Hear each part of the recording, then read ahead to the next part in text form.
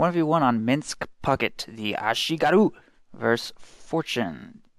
So, Japanese foot soldier from feudal Japan, 1300s or so. Not sure what he's doing here in World War II. Versus Fortune, who is present in every war, and I've heard that he favors the bold. Supply half-track hitting the field, and we're seeing a Volksgrenadier start from Fortune. Ashigaru going with conscripts first and getting himself a support weapon Campanaya, so he will probably be going with some Maxims, particularly on this map, which has sort of a corridor kind of feeling to it. It's got lots of very long, narrow stretches, so the Maxim really shines on this map in particular, I think. I also find it rather difficult to flank machine guns on this map as a result of that, because you have to take a really long route to get behind them, which means that usually you want to find some sort of other solution for machine guns. Fortune going with double Volksgrenadier. He's probably going to follow that up with a third Volksgrenadier, would be my guess, because if you're going to get more Sturms or get a Kuba wagon, you usually get it before your first two Volksgrenadiers come out. So I'm thinking he's probably just gonna crank out those three Volksgrenadiers and then figure out what he needs based on his opponent's unit composition. The Ashigaru has not faked in any way his build. It's important to do that because most Overcommando players rely on their knowledge of how you're teching to know how they themselves should tech. They tech reactively, whereas the Soviets tech proactively, depending on what they feel is most effective. So the Overcommando can look into the fog of war and see the crater shape, and based on that they can know what to do. But if you build a building and then cancel it, you get a full refund of resources and the crater remains. So build both buildings and then cancel whichever one you don't actually want. Even if you're conscript spamming, build them both and cancel them both. He may actually hear the explosion though, so you really can't win, unfortunately. Which I think is dumb. I don't think you should be able to see that crater in the fog, but you can, so if you think your opponent is gonna know what you're doing, it's highly advisable to fake that. Maxim going over here, conscripts capping, and Volksgrenadiers decap the fuel and then move away. It looks like that was a good move, considering this Maxim is on its way up, and he knows that his opponent has Maxims. He spotted that over here. Meanwhile, Sturm Pioneers working on capping. Sturm Pioneers are not a very good capping unit. It's better to use Volksgrenadiers for capping, but for example, I think he's using his Volksgrenadiers to defend in the middle, and he's using his Sturm Pioneers to cap on the left, and that is sort of a misallocation of resources on his part, in my opinion. I could be wrong. Stops building to fire at conscripts who are charging him. They get into close range without really sustaining any damage and are now winning the engagement. Rather than move away, he retreats. So that's going to be a while before those Volksgrenadiers make it back to the field. Also, these Volksgrenadiers are not capping or doing anything useful. They're simply sitting idle in a building to defend this, which is pointless. I mean, you don't really need this that badly. Puts them in the sniper's nest, and then gets out and is about to walk into this Maxim, I believe. Yep, there he goes. And they get suppressed. Meanwhile, Volksgrenadiers working on capturing the left, and battle group headquarters going up in an interesting location. I've never seen it built there. It is not really protected by shot blockers from over here or over here, so it's a little bit exposed. But it's also kind of far back, and it's not in the center, which is obviously where his opponent is focusing, so not too dangerous as long as his opponent doesn't decide to push it super aggressively, which he doesn't look like he's planning on doing. It looks like he's going to sort of bunker down in the middle, at least for now. Volksgrenadiers forced back. These Volksgrenadiers not going to make it past. Sturm Pioneers get caught building by some conscripts. He does stop, but he's not getting into closer range. This is almost optimal range for those conscripts, especially if they would use this cover out. I'm not actually sure if he's even noticed this. Now he notices and decides to run away, even though he's kind of winning that. Fortune resumes his construction of barbed wire. Still hasn't sent anything over here to capture this. A squad of Volksgrenadiers would have in my opinion, been better to send to the left and deal with back-capping everything. Really slow construction time now that those two guys are dead as well. Things are kind of at a standstill. Lots of Maxims going out from the Ashigaru. He really seems to like those a lot. This will be his 5th one. And all he's really doing is sitting back. Let's see what his doctrine choice is. Hasn't picked yet. He has a little bit more fuel coming in than the Overcommando player. But the map is almost perfectly split in half. The only difference being that Fortune needs to capture this and this. And of course the center is held by the Ashigaru. So victory points ticking away in the Ashigaru's favor. But still tons of time. It's not that important to capture this yet, but it will slow things down significantly, so he should send a squad as soon as he reasonably can. Quick Panzerschreck from Fortune. Interesting decision. There's really not that much of a reason to get it, as his opponent is spinning Maxims. He's not going to be fighting an M3 or anything.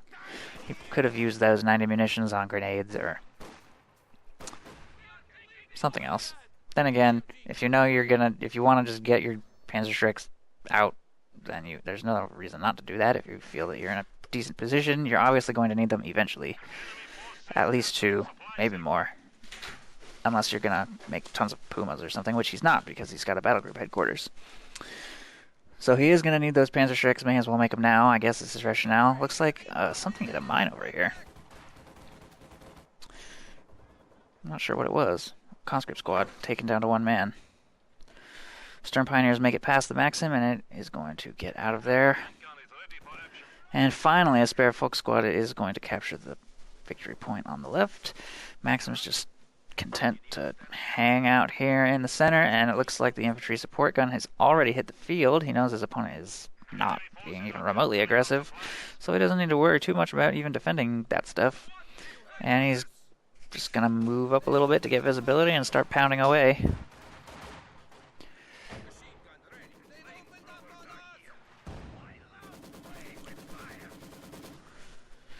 These half-built sandbags don't actually give any cover, so something to keep in mind.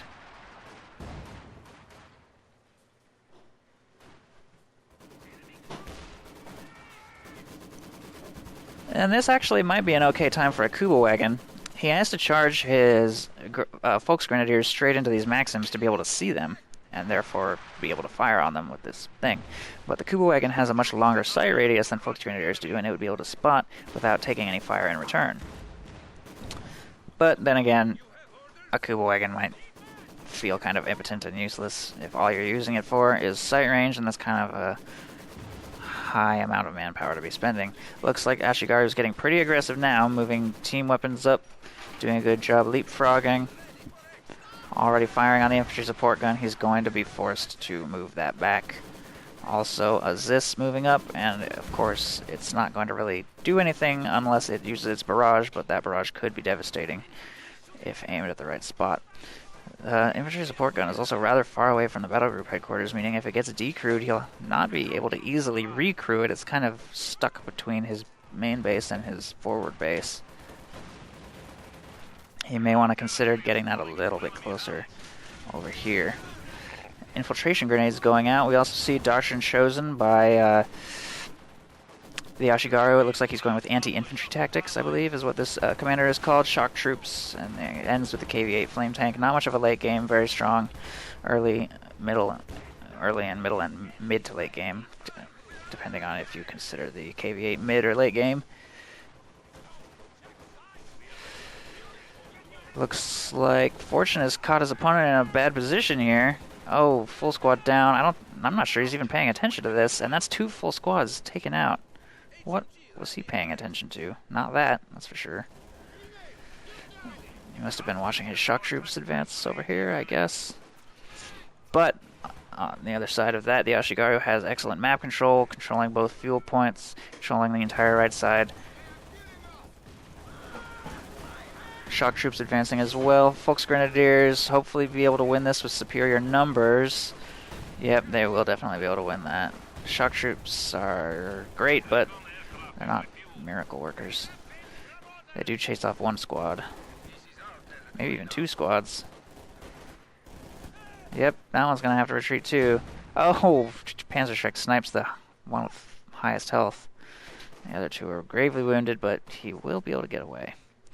Thanks to his body armor, and of course received accuracy penalties for retreating. Puma on the field as well, which is probably a good idea. Maybe a little early.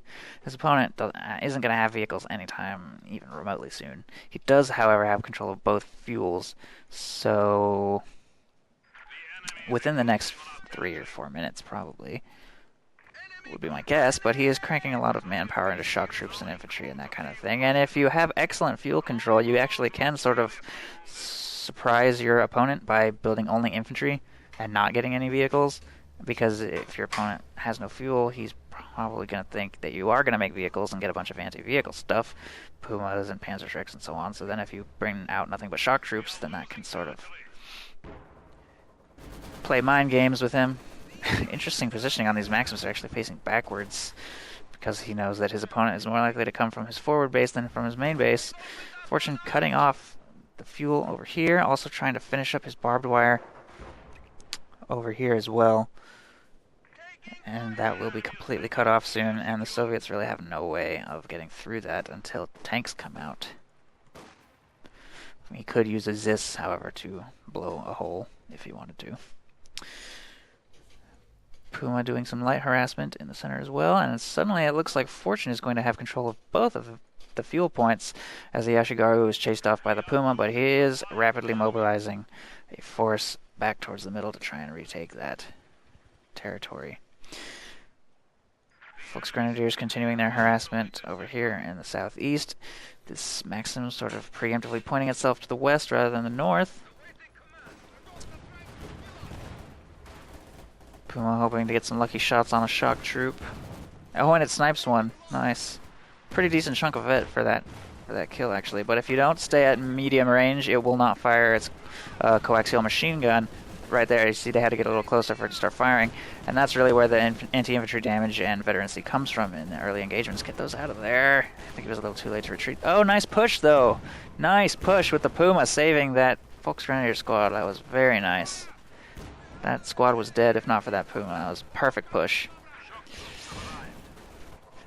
Maxim and Zis retaking the south. Stern Pioneers catch this Maxim, but he's going to round a corner and be fine. Shock troops continuing to harass and do damage, basically just ignoring the Puma. But even though the Puma's not great anti-infantry, you really need to be careful about giving a Puma free vet. A veteran Puma is one of the most annoying things you could possibly have to deal with, and letting it just pop away at your shock troops can just contribute to your late game headache of having to deal with that. Excellent flank by those Stern Pioneers. Almost, yes, they do clear as this, gets away. It's always good to pull off a flank like that, even if you can't steal the gun, or even if you can't. No, he will be able to destroy it, actually, with the Puma, and I think that will also contribute to his veterancy. No, I guess not. If it's a neutral vehicle, it doesn't help. I'm not sure. I thought it did. Let's see. No, that doesn't give veterancy if it's not owned, which is a shame, but I guess it makes sense. However, that is a Zis lost. So that's a lot of manpower down the drain there. Fortune floating actually quite a bit of resources, and his opponent floating a ton of fuel.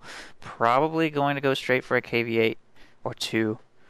Would be my guess, but his opponent does have a Puma and some Panzerschrecks, so he's well prepared for that eventuality.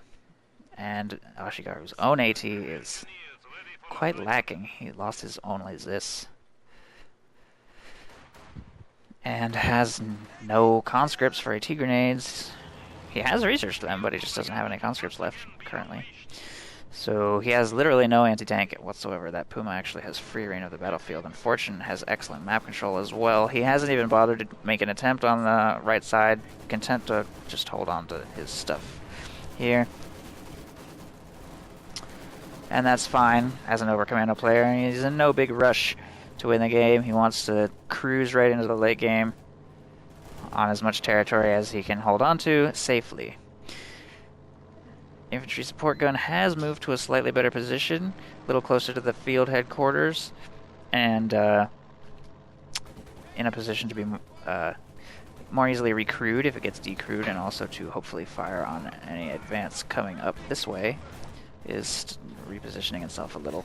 Puma moving up, trying to get some more kills, doing a little more harassment. Coaxial machine gun doing pretty alright damage to those shock troops.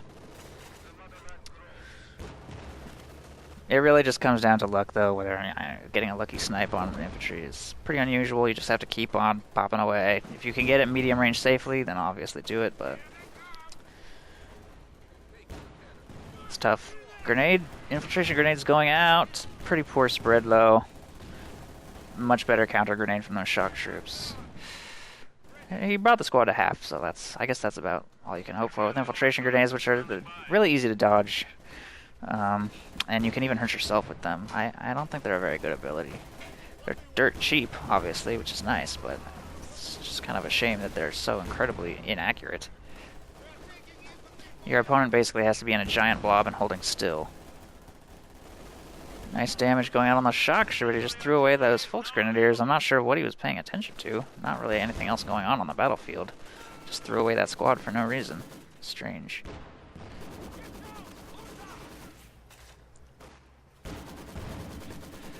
Continuing the harassment with the Puma. It's definitely got field dominance, but obviously its lack of real damage output against infantry is what's holding Fortune back right now, and he's probably going to want to start teching up soon. He does have the Schwerer Panzer headquarters in a very far back safe position. He doesn't want to use that for the benefit of the gun. He's just going to put it by this victory point in case, I don't know, in case something happens that causes this position to get overrun. His opponent can't pop anything out of buildings or paradrop or anything like that with the doctrine he's chosen, so he doesn't need to worry about anything just appearing out of nowhere. Obersoldaten will be his first pick, and following that up, I would not be surprised to see a Sturmtiger, which spells death for Maxim spam, or possibly holding out for a Panther. He knows that his opponent has shock troops, so the odds of a KV-8 are quite high. I don't know of very many commanders that offer shock troops, but not a KV-8. So a Panther would certainly be a safe bet. Even though Panthers are, in my opinion, one of the worst possible investments, they are a very hard counter to the KV-8, for sure. Looks like an incendiary barrage. Yep, incendiary barrage coming in. Oh, instantly killed. Jeez.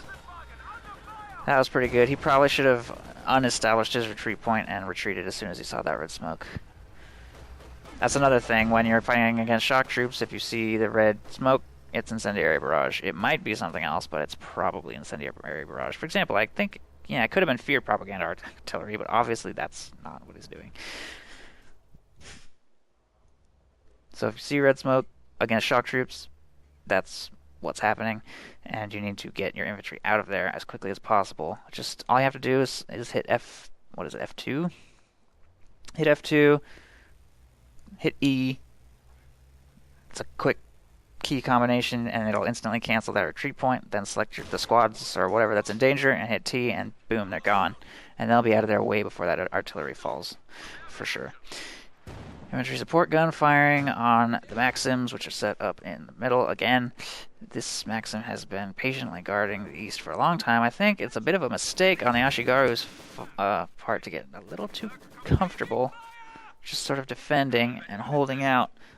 It's pretty clear that he's going for a KV-8 at this point, but he doesn't want to waste too much time waiting for that. Oh, actually, I'm wrong. He didn't get a KV-8. He went instead for the Su-85, which is kind of surprising because that's quite vulnerable to a Puma. And he's nowhere near pushing up to an enemy truck. He's probably just going to use it defensively, but I think he almost countered himself with this decision. If Puma decides to flank that, it could be killed someone easily. In fact, all of Tier 4 is countered quite hard by the Puma. For whatever reason, the Puma can hunt and kill the Katyusha and with extreme ease. The Su-76 is countered by everything because it's stupid, and the Su-85 obviously has no turret, and so it is countered by the Puma as well. So, interesting decision.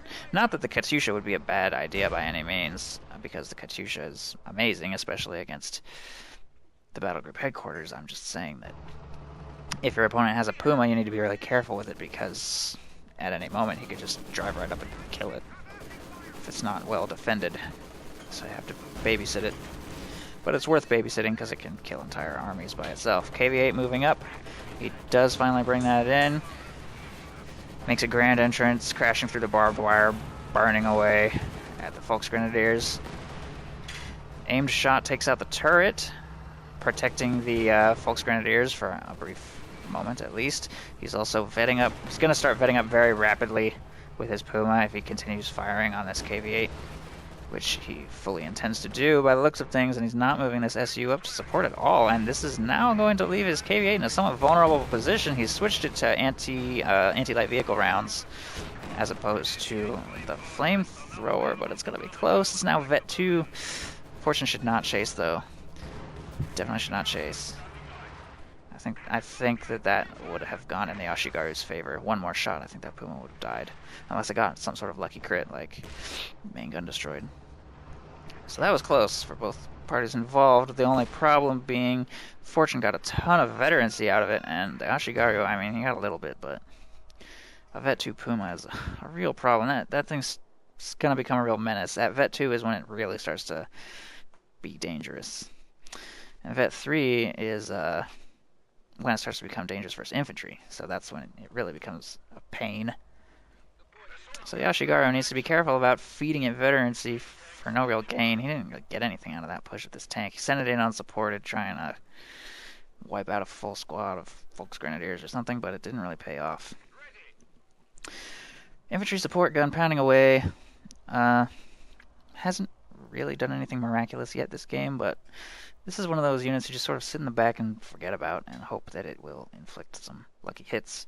You use it for the barrage ability manually, occasionally against an MG maybe, but you just sort of let it whittle away at your opponent, and slowly it gains vet and becomes more and more of a pain in your opponent's ass. Obersoldaten making a push for the central victory point. And it looks like Fortune's gone with a Stuka, not a Storm Tiger as I originally suspected. Pretty sad barrage. That was just pathetic. Forces one thing to retreat. Yeah, for all the complaining people do about the Stuka, it seems pretty unlikely to get squad wipes anymore. That's why I like the Storm Tiger better. It's tankier, it's more effective, it's easier to use. Stuka fires. You don't have to manually reload the Stuka, but I just don't like it that much, personally. It's just my opinion. I think it is a little bit better against rifle blobs. Storm Tiger is better against... I mean, Storm Tiger is effective against all targets. No matter what it is. If it is, it's dead. I don't know, though.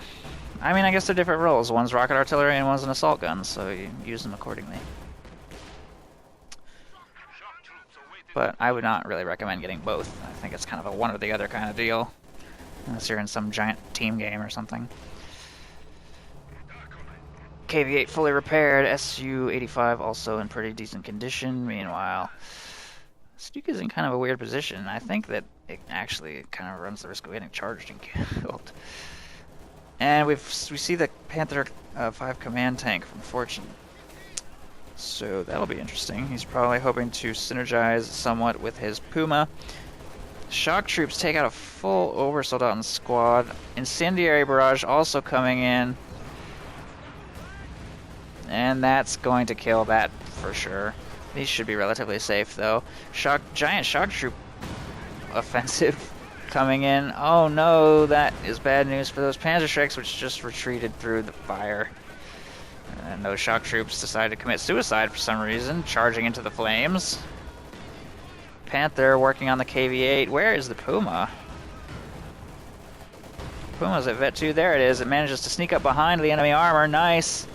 Very nice flank. He switches targets to try and hit the SU, which is definitely a good move. Nice Stuka barrage. Oh, very nice Stuka barrage. Completely wipes out everything. These Maxims are not going to be much of a threat to the Panther.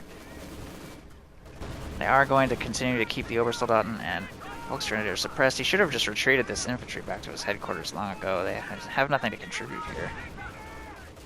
Although the Obersoldaten are, wow, that was amazing, are definitely good at taking out infantry at long range, even if it's a machine gun pointed straight at them. Wow, that was quite a push. That Stuka definitely contributed there. Very nice barrage, taking out a lot of shock troops. And it looks like that squad of shock troops didn't make it home, and that's the game. That is the game. Wow. I did not expect it to end so abruptly. So the Ashigaru just goes for an all-in push on the battle group headquarters, throwing all of his units away. It didn't work, largely in part because of that Vet 2 Puma, which had an perfectly executed flank on those tanks, which he was never able to take out, and then that was it. So I guess that pretty much wraps up the game. Not sure what else to say.